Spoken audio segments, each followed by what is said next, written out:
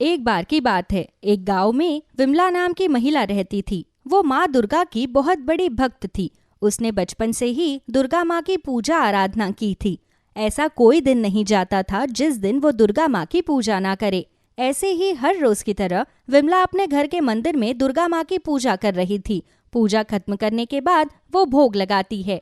माँ, आज मैंने तुम्हारे लिए खीर बनाई है, इसका भोग लगाओ माँ। उसके बाद विमला आंख बंद करके थोड़ी देर माँ का ध्यान करती है, लेकिन तभी वहाँ उसकी बहू आ जाती है। लो जी, देख लो, हो गया सुबह सुबह इस बुढ़िया का ड्रामा शुरू। अरे बुढ़िया, बस अपने इसी ढोंग में लगी रहोगी या घर का कुछ काम भी करोगी? बहू, मैंने तुम सबके लिए नाश्ता बना दिया है। अभी मेरी पूजा का समय है। अरे तेरी पूजा तो किसी भी समय पूरी ही नहीं होती है। नाश्ता बनाकर कोई एहसान नहीं कर दिया है हमारे ऊपर। अभी पूरे घर की साफ सफाई बची है, जल्दी से जाकर कर। बेटा, बस थोड़ी देर रुक जा, उसके बाद मैं सारा काम कर दूंगी। देख, ना तो मेरे पास इतना फालतू समय है और ना ही मुझे तुझसे इतनी बहस करने की जरूरत है। मैंने एक बार कहा ना, तो जो काम कहा है ना वो कर, वरना तू जानती है कि मैं तेरा क्या अंजाम करूंगी। विमला की बहू बहुत ही ज्यादा बदतमीज थी और वो हमेशा विमला को बहुत परेशान करती थी। उससे घर का सारा काम जबरदस्ती करवाती और उससे बदतमीजी से पेश आती थी। ए बुढ़िया, चल जल्दी से काम कर। ठीक है, कर देती हूँ। विमला घर का सारा काम खत्म करती है और काम करने के बाद थोड़ी देर आराम करने बैठ जाती है। चलो, आखिरकार सारा काम हो गया। अब मैं आराम से बैठकर माता रानी का नाम ले सकती हूँ। अब मैं अपनी माला जपूंगी। आंख बंद करके विमला नाम जप करना शुरू कर देती है, लेकिन तभी वहाँ बहुत से कपड़ों का ढेर लेकर सुनीता आती है और विमला से कहती है, ए बुढ़िया, तूने अपना ड्रामा फिर से शुरू कर दिया। बहू, तुझे पता है ना, मैं अभी अपना नाम जप कर रही हूँ, तो तूने मुझे फिर से बीच में क्यों परेशान किया? मैं अभी ही तो घर का सारा काम खत्म करके थोड़ी देर बैठी थी, उसमें भी तूने मुझे बीच में टोक दिया। आहा, आई बड़ी मुझे कहने वाली। देख बुढ़िया, अभी तो तू इस छत के नीचे आराम से रह रही है ना, वही तेरे लिए बहुत बड़ी बात है। अगर मुझे गुस्सा आ गया ना, तो तू यहाँ पर दिखेगी भी नहीं। मैं तुझे यहाँ से निकालकर बाहर फेंक दूंगी। बहू, तू बार बार मुझे ऐसी धमकियाँ क्यों देती है? मैं तेरा कहा सारा काम करती तो हूँ, फिर भी तुझे मुझसे इतनी परेशानी क्यों होती है? मैं तुझे यहाँ पर यही बताने आई हूँ कि तेरा सारा काम खत्म नहीं हुआ है। अभी बहुत से कपड़े धोने बाकी है। चल अब जल्दी से शुरू हो जा, अपना काम कर। सुनीता कपड़ों का सारा ढेर विमला के पैरों के पास रख देती है। चल अब जल्दी से शुरू हो जा अपने काम पर। स्कूल से बच्चे भी आते ही होंगे, उसके बाद उनका खाना भी बनाना है, इसलिए जरा जल्दी जल्दी हाथ चलाइयो। इतना कहकर सुनीता वहाँ से चली जाती है। सुनीता का ऐसा रूखा व्यवहार देखकर विमला की आंखों में आंसू आ जाते हैं। हे माँ, मेरे साथ ऐसा क्यों हो रहा है? जिस उम्र में मुझे आराम करना चाहिए और बहू को मेरी सेवा पानी करनी चाहिए, उस उम्र में मैं उसी की सेवा पानी कर रही हूँ। मुझे काम करने में कोई परेशानी नहीं है माँ, पर ये तो मुझे हमेशा ही ऐसे कड़वे बोल बोलती है। यहाँ तक कि मेरा बेटा भी मुझसे ढंग से बात तक नहीं करता। सब मुझे बहुत ताने मारते हैं। अपने आप को संभालते हुए विमला बाथरूम में जाती है और सारे कपड़े धोती है। फिर उसके बाद वो रसोई में खाना बनाने चली जाती है। तभी उसके पोता पोती भी स्कूल से घर वापस आ जाते हैं। दादी, देखो हम स्कूल से आ गए। शाबाश बच्चों, चलो अब जल्दी से कपड़े बदल लो और फिर खाना खा लेना। मैंने तुम्हारे लिए खाना बना दिया है। दादी दादी, आज क्या बनाया खाने में? हाँ मेरी बच्ची, चलो तुम दोनों अब जल्दी से अपने कपड़े बदल कर आओ। ओके दादी। पायल और पिंटू दोनों चले जाते हैं। दोनों जल्दी से कपड़े बदलकर वापस आते हैं और खाना खाने बैठ जाते हैं। दादी, मम्मी कहाँ है? हमें पूरे घर में कहीं भी नजर नहीं आ रही। अरे बुद्धू, मम्मी वहीं फिर से अपनी सहेलियों के साथ किटी पार्टी करने गई होगी। अरे हाँ, मम्मी को तो बस यही काम है। मम्मी किसी भी चीज के बिना रह सकती हैं, लेकिन किटी पार्टी के बिना ना ना, बिल्कुल नहीं रह सकती। तुमने मेरा डायलॉग बीच में क्यों काटा? तो क्या हुआ? नहीं, मुझे मेरा डायलॉग खुद ही कंप्लीट करना था। चुप करो, इसमें बहस करने वाली कोई बात नहीं। है, जब मैं तुम्हारी बातों के बीच में बोलता हूँ तब तुम मुझे डांटती हो, तो अब तुमने खुद ऐसा क्यों किया? ओहो बच्चों, तुम दोनों भी ना एक बात का बतंगड़ ही बना देते हो। अब बस करो और चुपचाप खाना खा लो। ऐसे खाना खाते समय बोलते नहीं हैं। ठीक है दादी। हाँ, मम्मी के आने से पहले हम खाना खा लेते हैं, नहीं तो मम्मी फिर से हमारे ऊपर बेवजह चिल्लाना शुरू कर देगी। हाँ, तुमने बिल्कुल सही कहा, उस समय मम्मी बहुत खतरनाक हो जाती हैं। श्श, नहीं पिंटू बेटा, ऐसा नहीं बोलते। अपने मम्मी के बारे में हमें ऐसी बातें नहीं करनी चाहिए। लेकिन हमने कुछ गलत थोड़ी कहा दादी माँ। नहीं बेटा, मैंने कहा ना, ऐसा नहीं करते। चलो अब चुपचाप खाना खा लो। ठीक है दादी। उसके बाद पिंटू और पायल दोनों खाना खा लेते हैं। खाना खत्म करने के बाद विमला भी बर्तन धोकर रख देती है और उसके बाद अपना नाम जप करना शुरू कर देती है। शाम को पायल घर वापस आती है और उसके बाद विमला रात का खाना बनाती है। कुछ इस तरह विमला के दिन की शुरुआत होती थी और इस तरह उसका पूरा दिन बीत जाता था। इस तरह नवरात्रे आ जाते हैं और विमला इससे बहुत खुश थी। वो हर बार की तरह माता की चौकी लगाती है। चलो, सारी तैयारियां हो गई है। अब मैं माता रानी के लिए भोग बना देती हूँ। विमला रसोई में भोग बनाने जाती है। तभी वहाँ सुनीता जाकर विमला को एक नया काम बताती है। अभी 1 घंटे में सारे कपड़े धुल जाने चाहिए। देख बेटा, मैं अभी कुछ नहीं कर सकती। मुझे माता रानी को भोग लगाना है। मैं पहले भोग लगाऊंगी, उसके बाद ही बाकी काम करूंगी, क्योंकि अब नवरात्र है। मुझे माता रानी की पूजा करनी है। सुनीता विमला को भला बुरा कहने लगती है, लेकिन विमला उसकी एक बात नहीं सुनती और माता रानी का भोग तैयार करती है। फिर वो माता रानी को भोग लगाती है। इस तरह दिन गुजर रहे थे, लेकिन सुनीता को ये सब पसंद नहीं आता। विमला ने नवरात्रि में पूरे 9 दिन का व्रत रखा था, लेकिन उसके बावजूद सुनीता उससे काम करवा रही थी। इस तरह दिन गुजरते हैं। फिर काफी दिनों बाद विमला की तबीयत खराब हो जाती है। बुढ़िया, जल्दी उठ, घर का काम करना है। तुझे शर्म नहीं आती? तुझे दिखता नहीं कि मेरी तबीयत कितनी खराब है? तबीयत खराब है तो मैं क्या करूं? घर का सारा काम पड़ा है, उसे कौन करेगा? मैं करूंगी सारा काम। विमला और सुनीता देखते हैं कि उनके दरवाजे पर एक प्यारी सी लड़की है, जिसमें से एक अलग ही तेज प्रकाशित हो रहा था। तू कौन है? मेरा नाम मीना है, मुझे एक काम की तलाश है। ए लड़की, जा यहाँ से, मुझे कोई नौकरानी नहीं चाहिए। हमारे घर में पहले ही एक बोझ है। देखो, मुझे बदले में कुछ नहीं चाहिए, मुझे बस 2 वक्त का खाना और सोने के लिए जगह चाहिए। सुनीता मन में सोचती है कि ये तो बहुत अच्छा है, इसलिए सुनीता उस लड़की को काम पर रख लेती है। वहीं दूसरी तरफ विमला उस लड़की को बस देखते ही रह जाती है। ठीक है, मैं जा रही हूँ। मेरे आने से पहले घर का सारा काम हो जाना चाहिए। इतना कहकर सुनीता वहां से चली जाती है। तब वो लड़की घर का सारा काम करने लगती है, जिसे विमला बहुत ध्यान से देख रही थी। क्या हुआ माई, मुझे ऐसे क्यों देख रही हो? कुछ नहीं बेटा, तुम्हें देखकर एक अपनापन महसूस हो रहा है।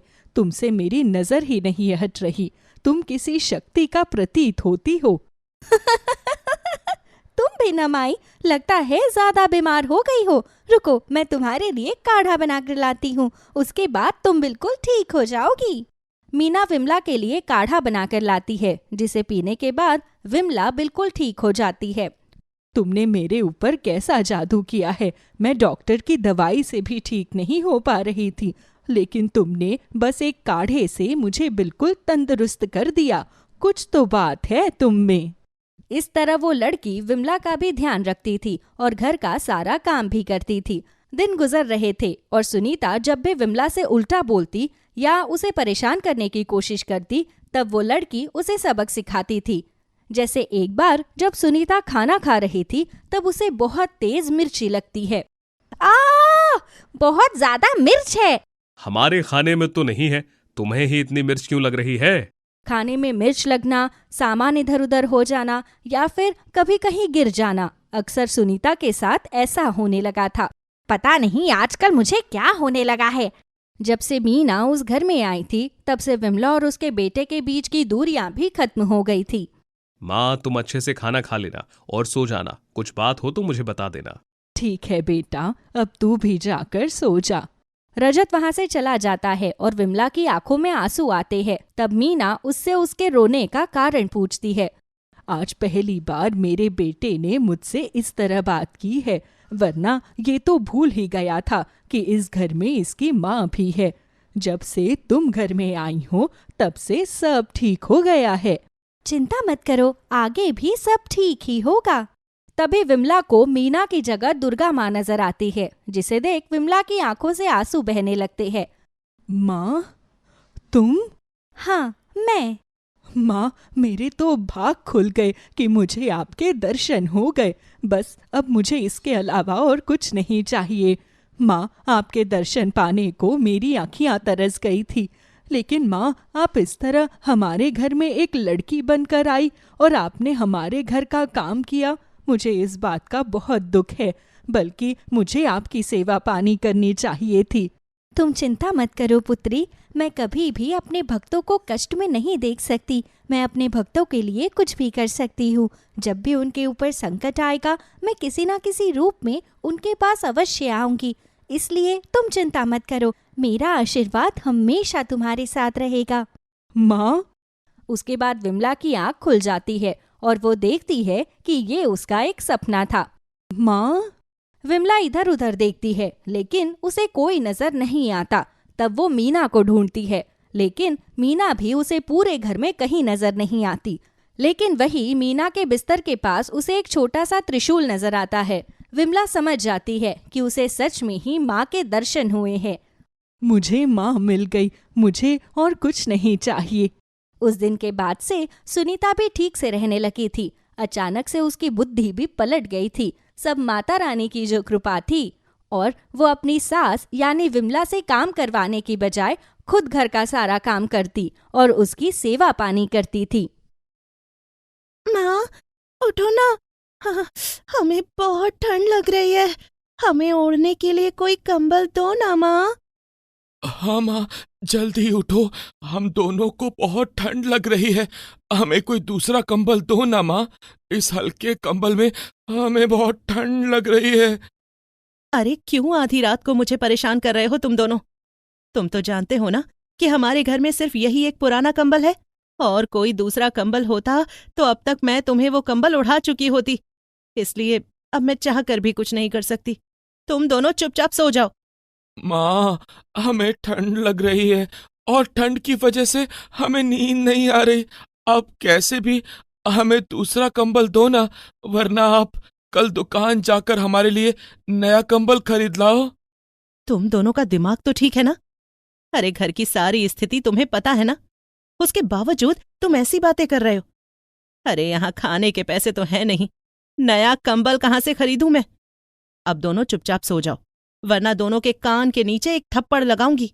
कोमल को गुस्सा आता है और वो अपने दोनों बच्चों पर गुस्सा करने लगती है।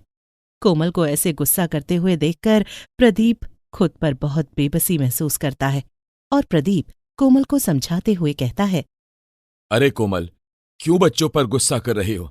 ये बच्चे हमसे शिकायत नहीं करेंगे तो किससे करेंगे? इसमें इनकी भी क्या गलती है?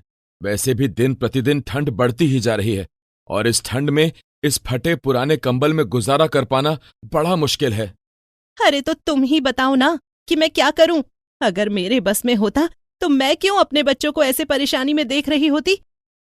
कोई बात नहीं, तुम भी परेशान मत हो। एक काम करो, थोड़ी सी आग जला दो। आग के कारण घर भी थोड़ा गर्म हो जाएगा और हमें भी थोड़ी गर्माहट मिल जाएगी। कोमल आधी रात को बच्चों को गर्माहट पहुंचाने के लिए आग जलाती है, जिससे बच्चों को थोड़ी सी राहत मिलती है। थोड़ी ही देर में सारे लोग फिर से सो जाते हैं। अगली सुबह प्रदीप को बहुत तेज बुखार था। उसका शरीर बुखार और ठंड से कांप रहा था। तभी कोमल प्रदीप के पास आती है और कहती है, अरे ये क्या, तुम्हें तो बहुत तेज बुखार है। एक काम करो, आज तुम काम पर मत जाओ, छुट्टी कर लो। वैसे भी इतनी ठंड में ऐसे काम करोगे तो और बीमार हो जाओगे तुम। नहीं नहीं कोमल, मैं चाह कर भी छुट्टी नहीं कर सकता, क्योंकि ठेकेदार मुझ पर गुस्सा होने लगेगा। वैसे भी कुछ दिनों से मेरा काम ठेकेदार को बिल्कुल भी पसंद नहीं आ रहा है, इसीलिए अगर उसे एक मौका मिला तो वो मुझे काम से निकाल देगा। तुम्हें बहुत तेज बुखार है, ऐसे में बाहर काम करना बिल्कुल भी ठीक नहीं है, क्योंकि ये ठंड का मौसम है। ठंड में जितना हो सके उतना खुद को बचाकर रखने की कोशिश करो। अगर खुद को बचाने की कोशिश करूंगा तो अपने बच्चों का पेट कैसे पालूंगा कोमल? तुम चिंता मत करो, कुछ नहीं होगा। गरीबी और लाचारी इंसान को बीमारी और तकलीफ में भी मेहनत करने पर मजबूर कर देती है। ठीक वैसे ही ठंड और तेज बुखार में प्रदीप को मजदूरी करने के लिए जाना पड़ता है, लेकिन वो काम पर जाने में थोड़ा लेट हो जाता है, जिस वजह से प्रदीप का मालिक गुस्से में प्रदीप से कहता है, क्यों रे प्रदीप, देख रहा हूं मैं, पिछले कुछ दिनों से तू मन लगाकर ना तो काम कर रहा है और ना ही समय से मजदूरी करने के लिए आ रहा है। एक काम कर, अगर तुझे कुछ ज्यादा ही ठंड लग रही है तो तू अपने घर में बैठा कर। आज से मैंने तेरी जगह पर किसी और को काम पर रख लिया है। अरे तेरे से दुगनी फुर्ती में काम करता है वो आदमी। अरे मालिक, आपने ऐसा क्यों किया? आप तो जानते हो ना कि मुझे काम की कितनी जरूरत है, और वैसे भी पिछले 1 हफ्ते से बीमार चल रहा हूं, लेकिन पैसे ना होने के कारण मैं खुद के लिए दवाई नहीं ले पा रहा। इस वजह से मेरा काम थोड़ा ठीक नहीं हो रहा है। पर आप चिंता मत करो, मैं ठीक होते ही सारा काम फिर से पहले की तरह करने लगूंगा। तेरी वजह से मैं क्यों अपना नुकसान झेलूं? तू अपने लिए कोई दूसरा काम देख ले, मुझे तेरी कोई जरूरत नहीं है।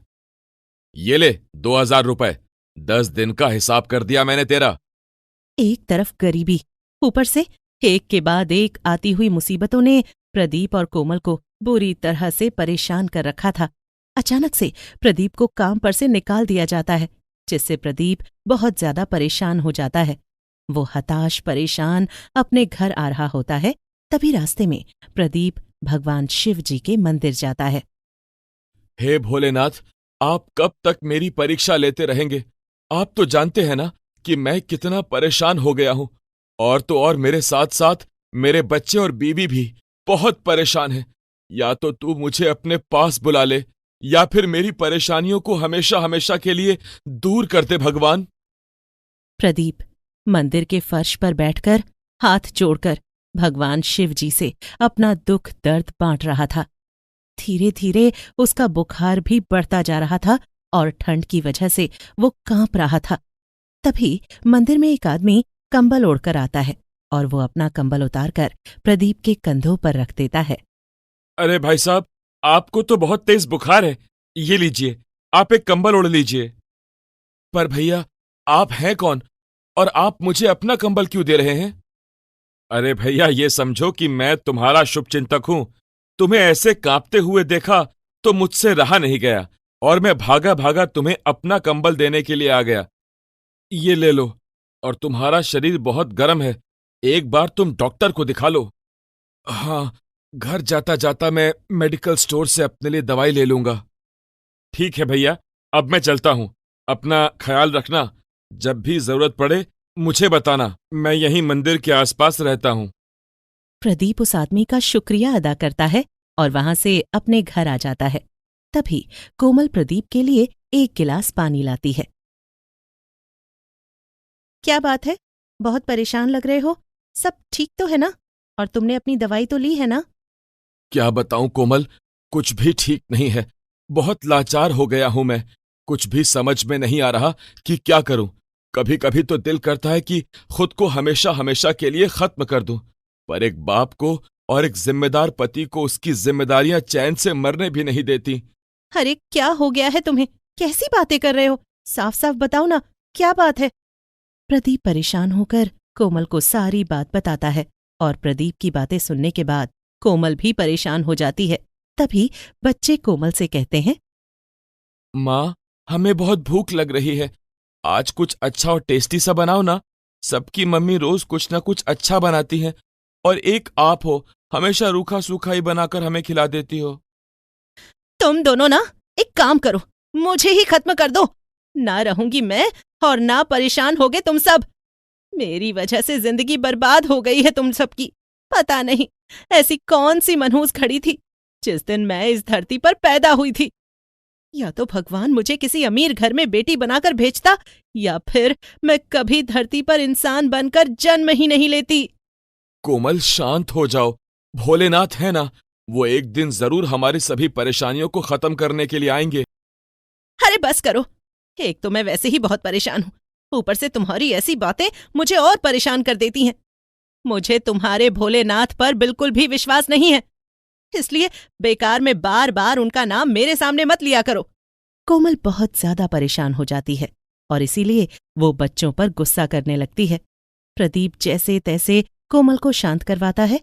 अगली सुबह प्रदीप ठंड में नहा धोकर शिव मंदिर जा रहा होता है। तभी कोमल प्रदीप को रोकते हुए कहती है, कहाँ जा रहे हो तुम? ये पूजा पाठ करने की कोई जरूरत नहीं है, क्योंकि गरीब लोगों का कोई नहीं होता।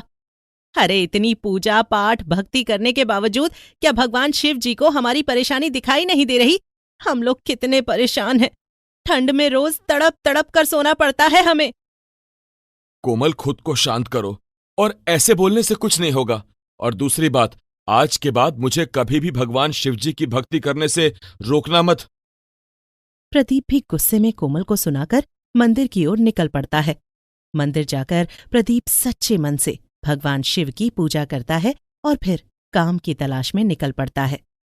यहां वहां भटकने के बावजूद प्रदीप को कहीं भी काम नहीं मिलता, इसलिए प्रदीप थका हारा शाम को घर आ जाता है। घर आते ही प्रदीप को बहुत जोरों की भूख लगी थी। कोमल अपने परिवार के लिए खाना बना रही थी। तभी प्रदीप के घर पर किसी की दस्तक होती है। प्रदीप दरवाजा खोलता है। अरे भाई साहब! ये वही आदमी था जिसने प्रदीप को अपना कंबल दिया था। भाई साहब, ठंड के कारण बाहर का मौसम बहुत खराब है और मेरे पास सिर छुपाने के लिए जगह नहीं है। क्या आप मुझे रात गुजारने के लिए अपने घर में कोई छोटा सा कोना दे दोगे? सुबह होते ही मैं अपना कोई दूसरा ठिकाना ढूंढ लूंगा। हाँ, क्यों नहीं, आओ, खाना बन रहा है, आप भी बैठकर हमारे साथ खाना खाओ। कोमल थोड़ी देर में बच्चों को, प्रदीप को और उस आदमी को खाना परोस देती है। सभी लोग साथ मिलकर खाना खाते हैं और फिर सोने की तैयारी करते हैं। प्रदीप उस आदमी को उसी का दिया हुआ कंबल ओढ़ने के लिए दे देता है। भाई साहब, हमारे पास कोई दूसरा कंबल तो है नहीं, ये वही कंबल है जो आपने मुझे दिया था, आप इसे ओढ़कर सो जाओ। प्रदीप का प्रेम भाव देखकर वो आदमी बहुत खुश होता है। थोड़ी ही देर बाद सभी लोग सो जाते हैं। अगली सुबह जब प्रदीप और कोमल की आंख खुलती है तो वो दोनों अपने घर का नजारा देखकर हैरान हो जाते हैं। उनका घर अब पूरी तरह से बदल चुका था। उनके घर में जरूरत का सारा सामान मौजूद था। ये देखकर उन्हें यकीन ही नहीं हो रहा था कि वो सपना देख रहे हैं या फिर ये सब हकीकत है। ये सब क्या है? रातों रात हमारे घर में ये सब क्या हो गया? अचानक से हमारा घर इतना सुंदर कैसे हो गया? और तो और घर में जरूरत की सारी चीजें भी मौजूद हैं। तुम नहीं समझोगी कोमल, ये एक असली भक्त ही समझ सकता है। मुझे लगता है कि वो आदमी कोई आम इंसान नहीं, बल्कि भगवान शिवजी स्वयं मेरे घर आए थे। आपका लाख लाख शुक्र है भोलेनाथ। प्रदीप समझ जाता है कि भगवान शिवजी उसकी मदद करने के लिए स्वयं धरती पर आए थे, इसलिए प्रदीप खुशी खुशी भगवान शिवजी का शुक्रिया अदा करता है।